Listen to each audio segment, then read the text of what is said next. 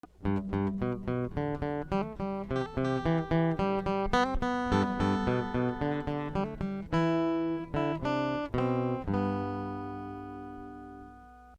going on, YouTube and people that make their own backpacking gear? What we're going to be doing today is waterproofing our own fabric with silicone. Pretty much making our own Silnylon. This is something I've searched for on the internet for videos and stuff like that, and I haven't seen anything about it, so I'm going to make one about it.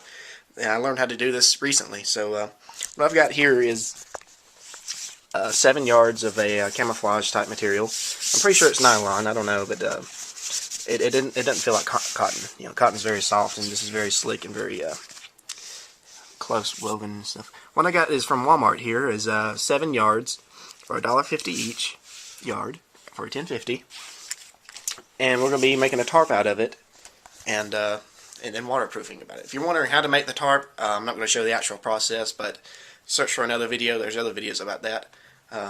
It's not too complicated. It's just a sheet of material over you know. But this is about waterproofing, so I'll show you how to do that in just a few minutes. Did I say a few minutes? I meant a few hours, okay? But it's about 6 hours or 7, I don't know. God, I hate sewing machines. Mine suck, and it took forever to make my tarp. So anyways, here's my tarp. Got nice little tie-offs and stuff. And it's all completed. So what we're going to do now is get to the waterproofing part. The materials what I've got here is some caulking. What it is, it's a gutter flashing caulking. I don't know. The main thing we're looking for is 100% silicone. That we got a bucket, 2 rubber gloves, you know, to protect your hands, and good old gasoline. I'm gonna put pretty much the rest of this tube. I've used a little bit. I'm gonna put the rest of it in here. I'm going to dilute it with gasoline. Mix it up, get it nice and liquidy and diluted, and then pretty much just dunk this tarp into it and saturate it completely as much as you can.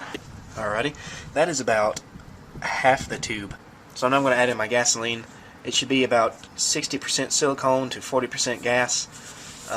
Always remember to do this in a well-ventilated area, outside, somewhere like that. I'm going to put on a bandana, put on my gloves, and put the gas in, mix it up, and make a very, very wet solution. So, okay, here we go. It kind of resembles a very thin jello when you're getting ready to make.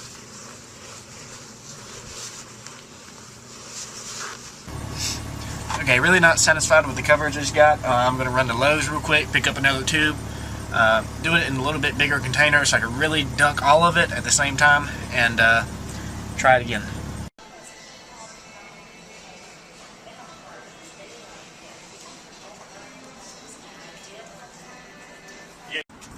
So what we've got now is a fairly big container. I put that whole tube of silicone in there this time. Plenty of gasoline. It's completely diluted. Note to self, use new fresh silicone because the other stuff will not dilute very well.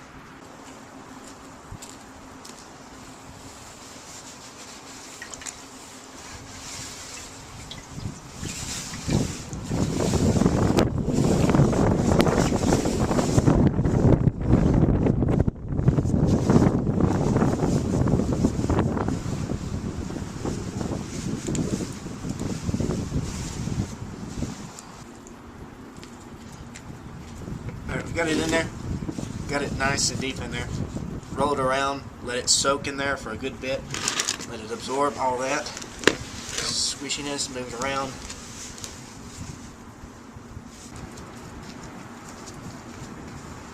Alright, now that everything's been saturated and soaking for about 5 minutes, take it over to the clothesline, get yourself a bunch of paper towels. We're going to wipe off all the excess and then let it dry. Alright guys, here's the finished product, weighing in at 2 pounds 6 ounces, a 9x10 tarp. Alright YouTube, what I've got here is just some of the raw material that I've got that was untreated, you know, that I had left over. I've just folded and made a nice little cup.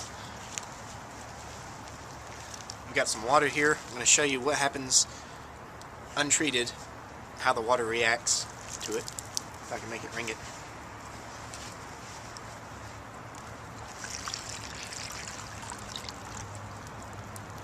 Okay, it's pouring right through it.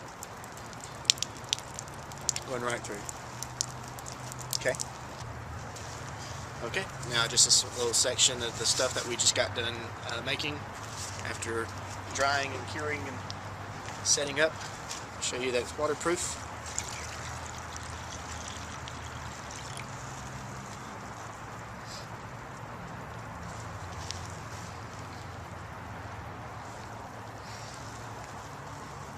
Not a drip in sight.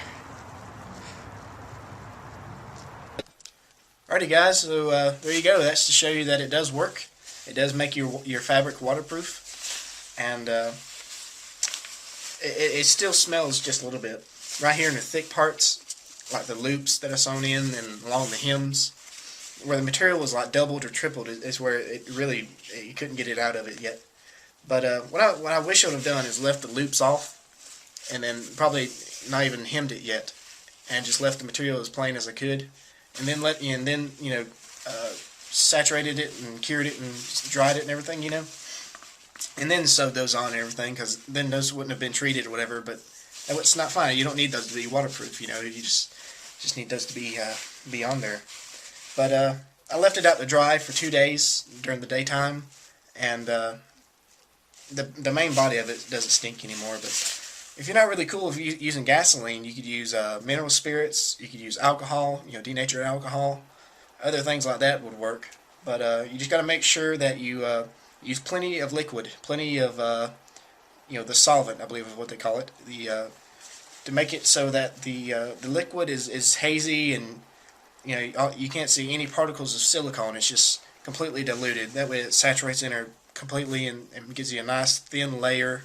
Not much to have to get off there. But I was thinking about to try and get the smell out of there to put coffee grounds in here in the bag in here with the tarp, and then leave it in there for a while. Maybe I read that coffee grounds are supposed to absorb smells and stuff like that, so I'm going to try that and see if that makes it smell a little bit better. And I might have to hang it up in on the clothesline for a little bit longer and let it dry some more. But I got a 9x10 tarp for about $18. I paid $10.50 for the fabric, about $3 for the thread, $5 for the caulking, as you've seen, and like $1 for gas. I use like 3/4 of a gallon of gas, so that's pretty inexpensive, I think. And it made a very compact. It's not all this stuff in there, but it made a pretty compact bag.